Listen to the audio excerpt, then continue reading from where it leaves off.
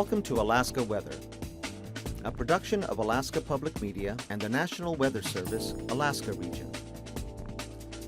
Produced and broadcast daily from the studios of KAKM, Alaska Weather provides complete forecasts, public, marine, and aviation for all of Alaska. Alaska Weather is made possible by the following sponsors.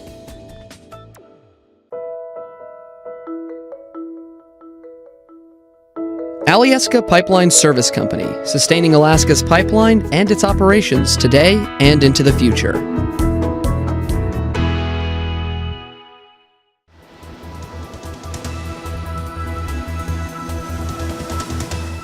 The National Weather Service.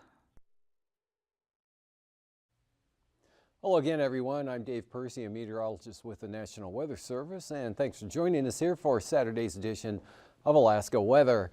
On the fire danger map, pretty low out here in the west now. Still a little bit of high stuff there over the Seward Peninsula, and quite a wide area of extreme fire danger, Copper River Basin up into the eastern Alaska range, and that becomes more spotty as you approach the Yukon Valley there, and some high fire danger, central Kenai Peninsula, north central peninsula there up across Anchorage and into the Matanuska Valley, with higher now from about the central Tanana Valley, still extending across the Koyukuk area, almost to the Kobuk Valley.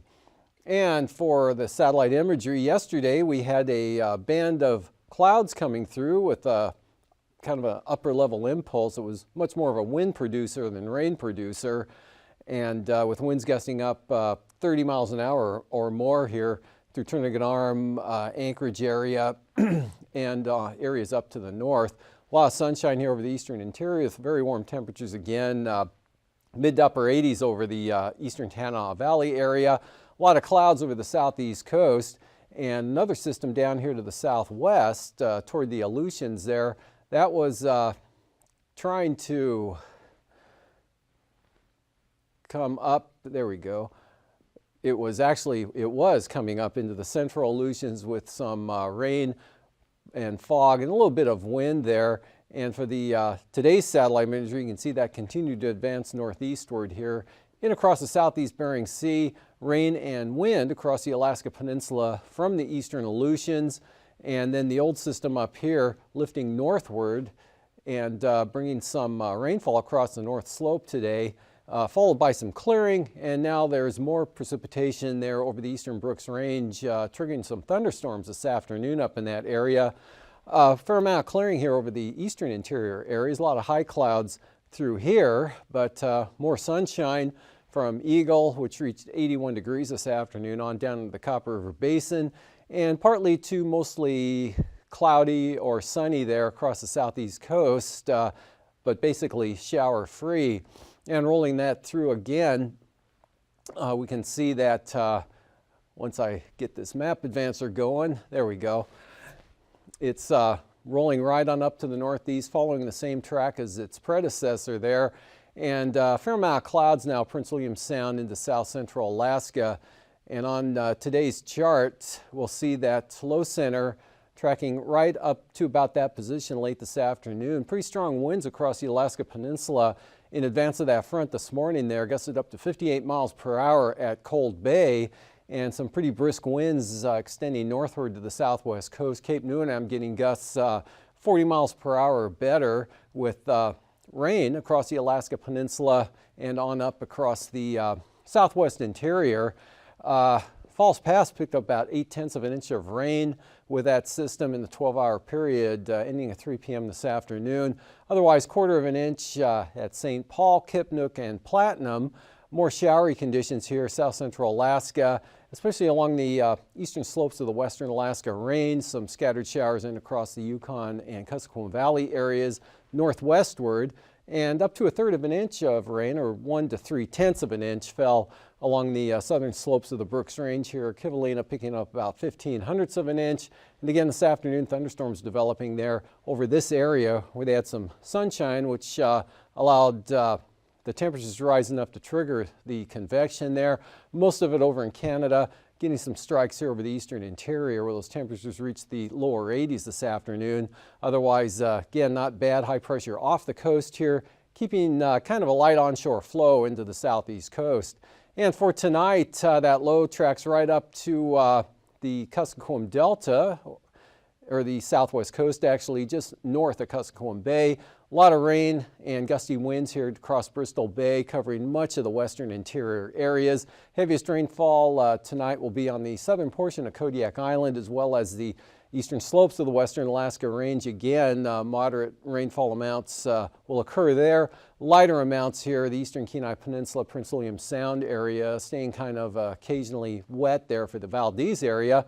And just mostly cloudy for the Copper River Basin, not much in the way of any precipitation getting into that area, still with those gusty south winds, possibly up to 30 miles an hour. Same thing here, there's still a pretty good gradient from Prince William Sound into the Susitna Valley, so those winds will probably diminish overnight but not end completely. Still a risk of a shower with partly to mostly cloudy skies for the southeast coast of those showers, probably from Sitka on up to Haines, maybe, possibly Skagway, but amounts will not be very much at all. And that'll be really hit and miss, more miss than hit, with some clearing over toward the border. And for tomorrow, looking at that front 2 push eastward, and will push rain into northern Cook Inlet sometime during the afternoon tomorrow. And this thing is, there we go, up to, wow. Okay, well that brings the rain in tomorrow and tomorrow evening into across south central Alaska from about Kenai up to Palmer. That'll be see the lightest amounts of precipitation again, but that probably will pick up when the whole trough pulls off to the east. See, we lose the easterly gradient there. It becomes a little more southwesterly or just lighter. Still some pretty good showers going on up here from the mid-Yukon Valley in toward the Koyukuk Valley, with showers also up across the Brooks Range. A little more or a little less of that over the North Slope and the Arctic coast. Patchy fog possible. Also high pressure here southeast Bering Sea, basically ridging across the out to the west there, keeping mostly cloudy skies, areas of fog, but winds will be light. And this front pushes eastward again tomorrow night and should make landfall with the precipitation sometime early Monday morning, and that'll gradually advance eastward throughout the day, but may not make it to the eastern border, even up here into the north. I may have drawn that a little too far to the east. So kind of a contrast there from east to west in the weather conditions there for the southeast coast. Wet along the coast, and probably just thickening, lowering clouds for the eastern areas. And just isolated showers, Kodiak Island, right over the mountains there. Same thing for the Alaska Peninsula. And actually probably getting some pretty good sunshine at times there, with good VFR all through this area up to the southern Kenai Peninsula. Showery, mostly cloudy south central Alaska, trending toward a little bit more clearing into the afternoon hours, with again thunderstorm activity here where there will be more insulation, allowing those the taller clouds to probably develop into some scattered or isolated thunderstorm activity, mostly over the Tanana Valley eastward across the 40-mile country from roughly Eagle on down to Northway or the northeastern mountains of the Copper River Basin. And there's the next front, probably not quite reaching the Aleutians on the rainfall with that warm front. But anyway, for today, temperatures this afternoon, 61 in McGrath and 50s to upper 60s there for the southeast coast, 65 in Juneau. 68 at Metlakatla with 73 at McCarthy, 54 in rain in Valdez, a little bit of moisture also at Seward with 55, in the greater Anchorage area about 70 degrees give or take, 60 degrees in Homer, Stony at 70 degrees with Talkeetna at 59, otherwise Tanana Valley not too bad, cooler than yesterday but still into the 70s with Northway at 78, or I believe that was Tok, with 78. Up to the north, 40s on the Arctic coast, 60s over the North Slope once again, but Barrow stuck at 38 degrees, 64 Arctic Village up to 68 at Fort Yukon. Again, the warm spot in the state, 81 at Eagle today, this afternoon. 40s to mid 50s here for the northwest areas, although Deering up to 58 degrees, 50 at Nome.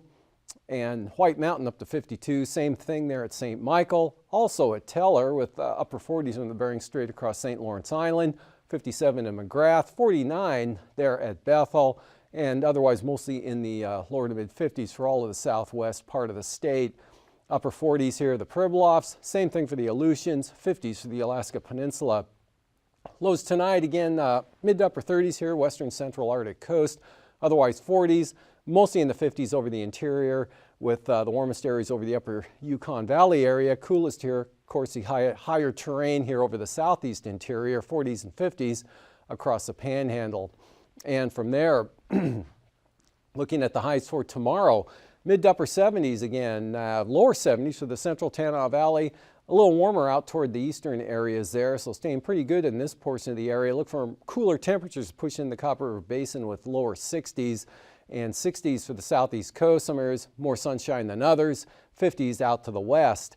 And for flying weather tomorrow morning, marginal VFR, areas of IFR, mostly western Prince William Sound, areas of Kodiak Island, and back out here along the mountainous areas with marginal VFR due to the southerly winds there on the western slopes of the the southern slopes of the western Brooks Range, IFR on the Arctic coast at times, and also with that band out here over the Bering Sea. VFR in the forecast there for the Panhandle tomorrow and also into tomorrow afternoon, as we'll see the, if I can get the map to advance to tomorrow afternoon, thank you. IFR, Prince William Sound, North Gulf Coast, VFR, Copper River Basin, marginal out here to the west, and again along the Alaska Range, some areas of IFR. Passes Anatuvik, marginal VFR tomorrow, same forecast for Adigan, and for the western Alaska Range, Lake Clark and Merrill, marginal VFR with areas of IFR on the eastern approaches, and for, let's see, windy, there we go, rainy, same forecast, IFR, eastern approach, otherwise marginal, and for windy, Parsonable marginal VFR, south side, otherwise VFR on through the pass to the north. And then for Isabel, marginal VFR, same forecast, no, Mentesta, VFR. And for Portage, IFR eastern entrance, otherwise marginal. And then for the, let's see, Chilcoot and White, VFR. On to the, I believe it's the freezing levels up next. There we go. Roughly about 10,000 feet here from the southeast interior across all of the Panhandle. Cooler air with that upper trough out here right around 6,000 feet all along the west coast and the eastern Bering Sea. So moving on to the icing chart there. 6,000 to 8,000 feet or above here, eastern Arctic coast through all of the western interior. That's just areas of, it won't be solid icing through here, but that's the best chance of seeing any. And that extends into the Prince William Sound area. Onto the upper level wind flow. Here's that trough gradually pulling eastward here into the coast. It's going to take 2 days at least to get through the area here before this higher pressure builds in. That'll probably be the middle of next week. High pressure tomorrow over the southeast coast and 9,000 feet. Light winds here. Southeasterlies pretty good across the Gulf of Alaska, 30, 35 knots, diminishing up over the north. Another band of winds here ahead of this low complex there along the west coast. And for 3,000 feet, southwesterlies 20 to 25 into the southwest coast. Lighter northerlies back through here. And then southerlies at about 30 coming up toward the northwest coast. And 25 knots here across south central Alaska and the east central interior. As far as turbulence goes, areas of light to isolated moderate chop below 5,000 feet, northern Panhandle, all the way back across the Copper River Basin, much of the southeast interior, down into the Turnagain Arm, Palmer area, Matanuska Valley, some areas back out here to the west, as well as to the north. And after the break, I'll be back with a look at the marine forecasts.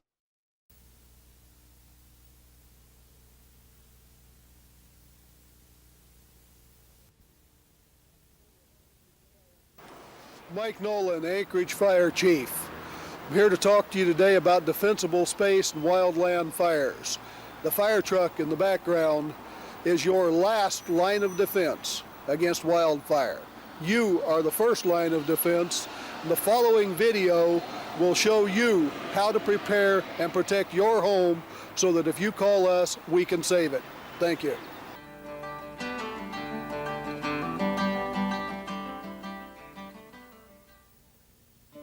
This program deals with maintaining landscaped properties in fire-prone areas known as the wildland-urban interface.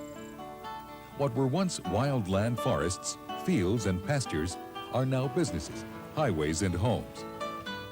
Whether simple cabins, mobile homes, or large, expensive developments, many are constructed in the wakes of past fires and in the path of future fires.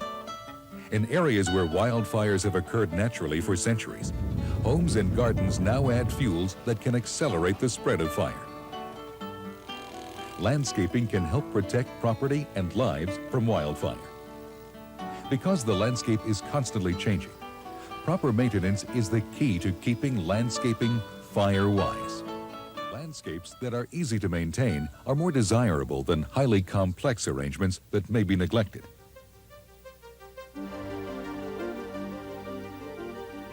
Over time, plants grow and spread. Mulches dry out. Leaves and pine needles accumulate. All contribute to the fuels which can accelerate a wildfire. Proper maintenance improves the appearance of plants and helps protect the structure from wildfire. Fire needs fuel, something to burn, like grass, trees, or the homes nestled among them. To an interface fire, homes and other structures become merely fuel. Fires start easily and burn rapidly in light fuels like dry grasses. These in turn provide a path to larger fuels like trees. Once at the base of a tree, fire can move into low branches and climb to the top or crown.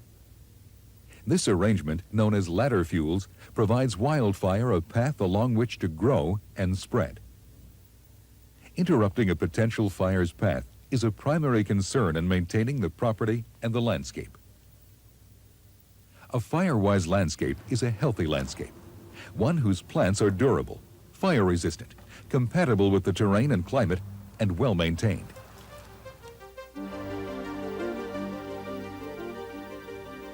When plants dry out, they become more flammable. Proper watering is therefore essential.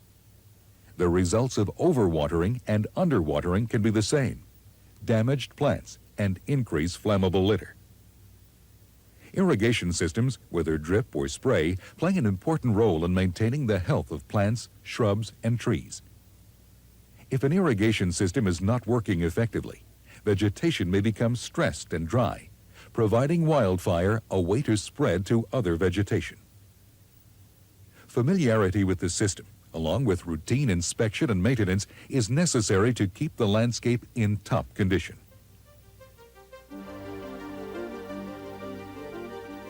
As trees grow, careful pruning preserves their appearance, structural integrity, and functional values. But pruning also maintains its ability to resist fire.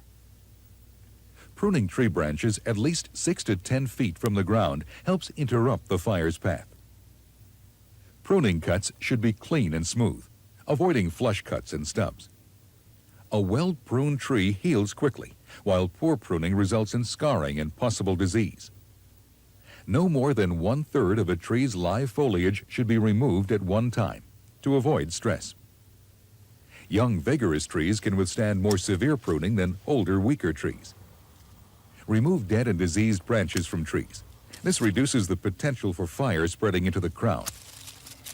Shrubs should be well spaced to break up the fire ladder and keep the vegetation density low. Except for formal clipped or sheared shrubs, shrubs should be maintained by thinning, maintaining size, and removing excess leaf litter. Vines and ground covers can build up a heavy underbrush of dead leaves and branches, which should be removed to lessen fuel for fire. Remove or mow dry grasses, weeds, and underbrush. A mulch over bare soil can provide many benefits while adding little fire risk.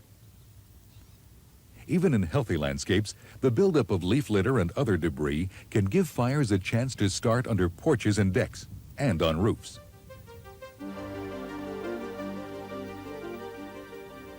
Brush and cuttings from landscape maintenance create another fire hazard. This debris should be promptly and legally disposed of, leaving a clean, neat landscape.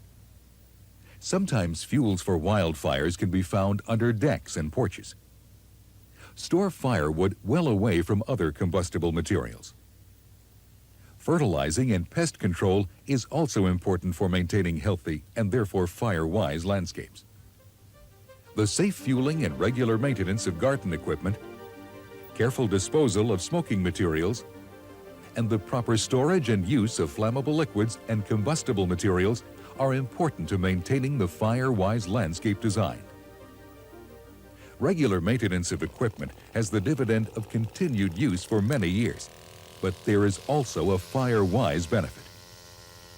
Besides properly using and refueling lawn and garden equipment, each piece should be properly maintained according to the manufacturer's instructions. Without proper maintenance, an engine can overheat. A heated engine can start a fire. Remove dry grass and leaves from around the engine. Before refueling, allow the engine to cool, even if for only a few minutes. Refuel in an area away from vegetation. Refueling on level ground will help avoid spills. Gasoline fumes can travel several feet, even from a small spill. If the fumes reach a nearby source of ignition, a fire can flash over the surface and back to the spill instantly. In addition, any gasoline or oil-soaked rags should be stored in a closed, airtight container, be cleaned and dried, or be properly disposed. Fire officials recommend that an approved fire extinguisher be available at all times, and that everyone knows how to safely use it. One of the most readily available sources of ignition for fire is as close as the flick of a wrist. If smoking is allowed on the site, make sure that precautions are taken to properly handle this common source of ignition. Store oils, gasoline, and other flammables in safe containers, kept in well-ventilated areas. Treat these as carefully as you would fire itself. In case of fire, notify the local fire department immediately. Any delay can result in tragedy. Your state or local authorities may have specific requirements for one or more of the following: clearance distances for brush and other flammable vegetation, disposal of debris, and fire safety requirements for equipment. Check with local authorities on these and related issues. Even though they may be designed and installed according to sound principles, landscapes change continuously. Your careful maintenance will ensure the landscape's beauty, enhance the environment, and maintain its value as an investment in a fire-wise future.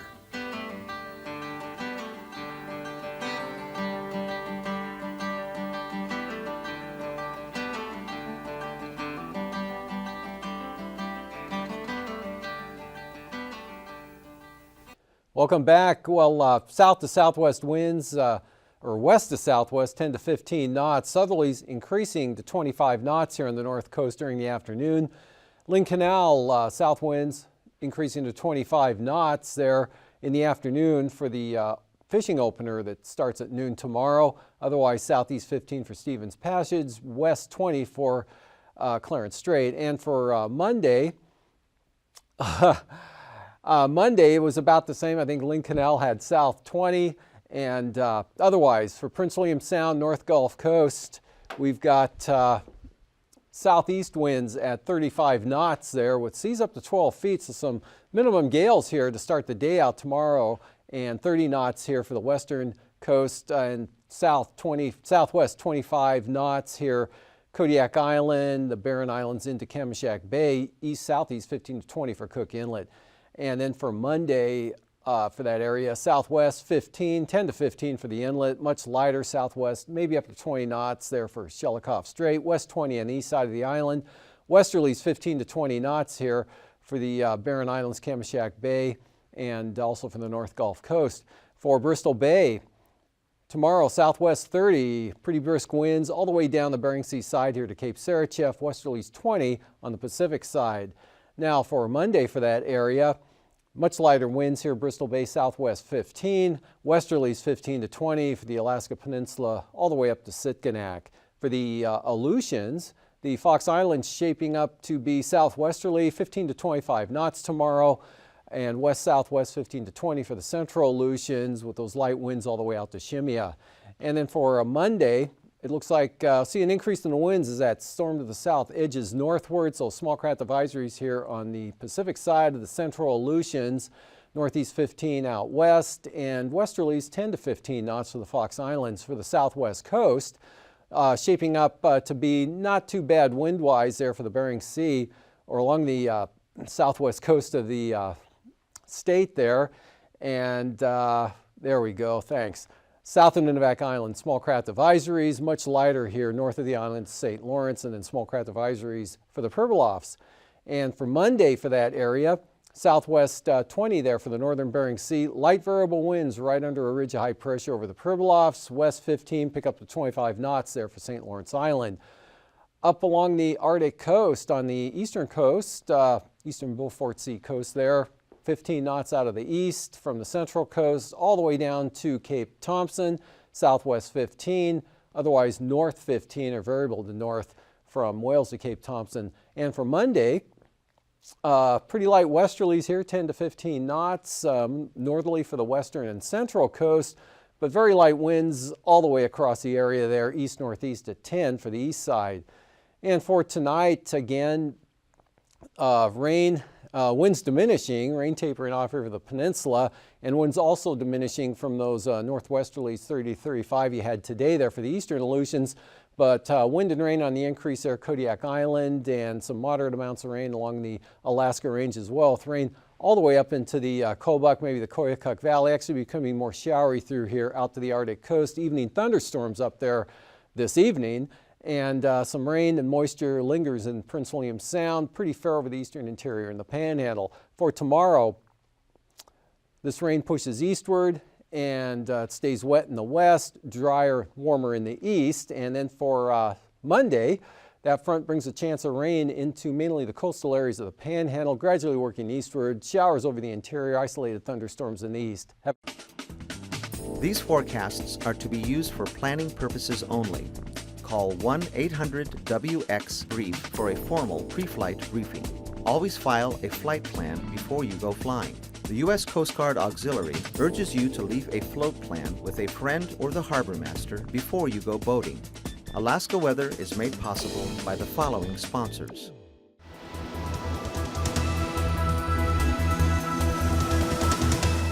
The National Weather Service.